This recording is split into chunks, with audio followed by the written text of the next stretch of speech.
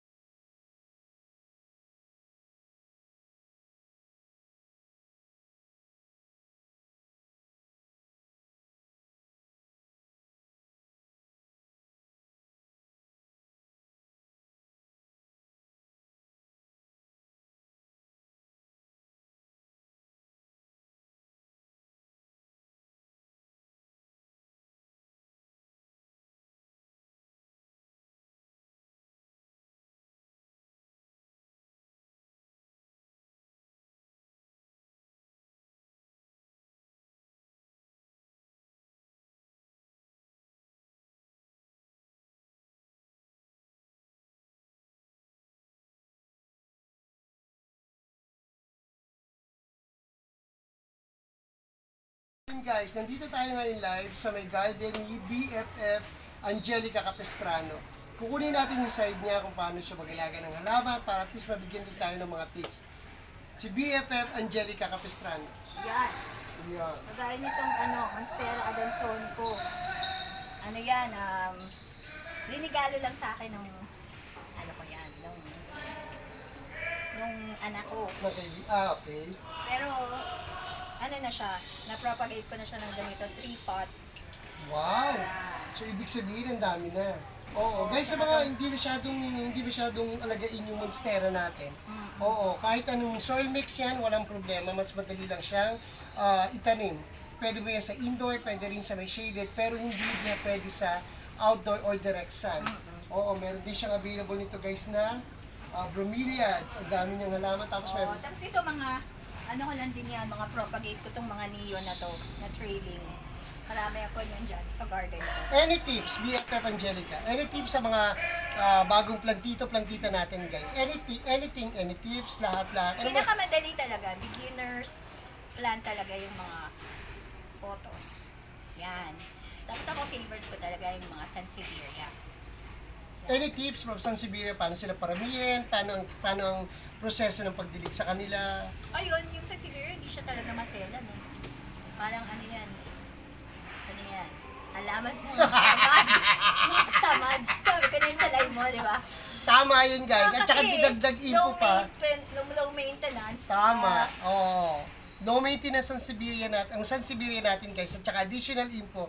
Yung Sansevieria natin guys, aside from low maintenance sa plant yan, malakas yan makapag-purified ng hangin. Lalo na kapag once na pinasok natin sa loob ng bahay natin or indoor. Tandaan natin, trivia tayo guys. Ang Sansevieria natin, nagre-release sila ng 80% good oxygen at night. So talagang kailangan natin sila sa loob ng bahay. Another tips, BFF, yung mga na-encounter mo problems, anything. Para pisan Yun. dito tayo, makatulong tayo, i-correct natin. So I think it's important din, lalo ngayon with the technology of internet, hindi naman mahirap maging plantita or plantito. Search nyo lang yung, di ba, sa internet kung anong soil mix ang kailangan ng halaman, lighting requirement, ganyan, watering requirement, tapos yung sa bahay nyo, tingnan nyo lang kung ano yung morning sun, ganyan, kung anong gusto nyo. Ilang years ka na naghahalaman? Actually kasi yung mga aunties ko, mahilig sila maghalaman. Pero ikaw personally, ilang years na? Kasi nung nag-start ako mga orchids, pero on and off yung ano ko, yung enthusiasm ko sa halaman, nag-pandemic lang siya talaga. Ano y- Puro ano- graba nga to nun. Wala kang halaman dito eh. Parang napuno lang na napuno. At dahil sa'yo. Dahil sa'yo. Ano yung pinaka-worst problem na encounter mo sa halaman? At saka ano yung ginawa mo para ma-overcome yun? Worst problem muna tayo. Worst problem yung overwatering. Overwatering. So, ibig sabihin guys, sobrang dilig ng tubig. Galit sa hose. Oo, yung tipong excited, yung ganong klase. Oo, ganun. Oo. Ganyan. Trivia ulit tayo guys, no, para at least may correct natin. Kapag once na ang halaman natin indoor, at least once a week. Pero kapag once na nilagay natin sa shaded, at least twice a week. Pero kung full sun or outdoor, guys, pwede natin sila i-diligan ng everyday. Pag once na nag-ratio tayo ng 39% or 40 degrees Celsius tayo ng init, pwede natin silang diligan ng 3 times a day, guys. Lalo na yung mga naka-full sun o yung tinatawag nilang outdoor. Oo, paano mo na recover? Anong ginawa mo sa overwater? Pinatay ko siya. Katay. So yun, mahilig ako magkatay. For example, meron ako supplier, tapos hindi ko natatrust kung... Kasi nabudol din ako sa halaman dito. Alam mo yung mga budolero ng mga mga supplier. Pero sa kanya, natagal ako. Pero ba naman, RT, no? Message, kukunin ko itong RT, bigok lang mura.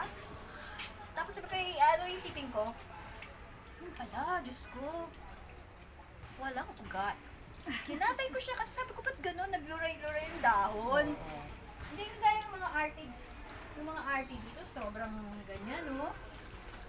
So, pag tinanggal mo sa pot, makikita mo talaga na rooted na. Okay. Yung RT niya, hindi mo sabi, Kung correct RT niyo, Ma-RT ma-RT! RT ka lang magsalita, pero walang ugat yung ano mo, Oo, yung halaman. Ganon. Kasi nyaris guys, yung mga na-overwater yung halaman natin, nagiging kulay dilaw yung pinakadahon niya. Ibig sabihin, overwater yun. Pag once naman nagiging brown o nagkakaroon ng sunburn, ibig sabihin nun guys, underwater or kulang sa dilig.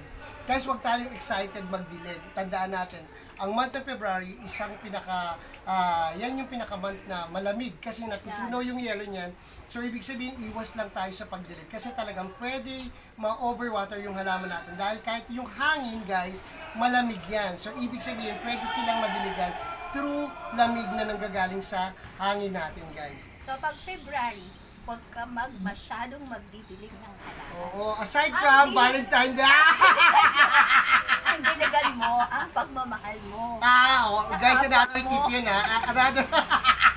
Ay, ako sa'yo, bahala ka dyan. May ka na naman. Guys, kung gusto niyo rin mapasyal namin kayo, mapasyalan namin yung garden ninyo para at least magkaroon din tayo ng tips. Walang problema yan, guys. I-comment nyo na yan sa baba para at least i-schedule natin yan, guys. Yung garden nyo naman ang mapuntahan natin, guys. Guys, maraming salamat. Sana at least kahit pa paano, nakapagbigay kami sa inyo ng tips regarding sa paghahalaman. And BFF Angelica At de la salamat Cruz. din sa Golda. Thank you. Nag-isa ko ngayon. Maganda yun, BFF. Hindi ako de la Yes. Cruz. Oh. Thank you, guys. naman sa Golden Hands. Oo. Yan. Yan. Thank you guys at Much appreciated. magkita-kita tayo ulit sa susunod na video natin guys ha. Thank you guys.